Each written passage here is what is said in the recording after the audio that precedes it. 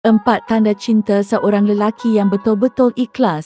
Ramai yang kata cinta itu indah, tapi sebenarnya cinta yang sebenar bukan sekadar rasa, tapi usaha yang konsisten. Bila seorang lelaki benar-benar mencintai seseorang, dia tak hanya pandai berkata manis atau berjanji itu dan ini. Dia tunjukkan dengan tindakan. Jadi macam mana nak tahu lelaki itu serius dan betul-betul sayang kita? Ini 4 tanda jelas yang menunjukkan dia benar-benar cintakan kamu. 1. Dia berusaha untuk menghalalkan orang yang dia sayangi. Tak nak lama-lama dalam hubungan yang tiada arah tuju.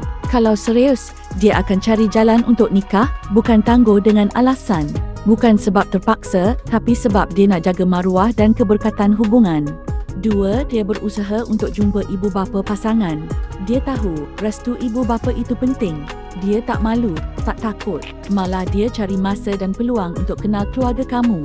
Itu tanda dia nampak masa depan dengan kamu. 3. Dia berusaha kumpul duit untuk masuk meminang. Bukan semua lelaki terus mampu, tapi yang penting dia usaha. Dia kerja keras, dia simpan duit, dia rancang. Sebab dia tahu, cinta itu bukan sekadar cakap love you, tapi perlu disokong dengan tanggungjawab dan perancangan. 4. Dia berdoa sungguh-sungguh untuk dapatkan pasangan. Dia bukan hanya usaha secara zahir, tapi juga mohon kepada Tuhan. Minta dipermudahkan, minta dilindungi, minta disatukan. Dia tahu hanya Tuhan yang pegang hati manusia. Kadang cinta itu diuji, kadang ada halangan. Tapi lelaki yang betul-betul cinta, dia tak mudah mengalah. Dia sabar, dia ikhtiar, dia doa.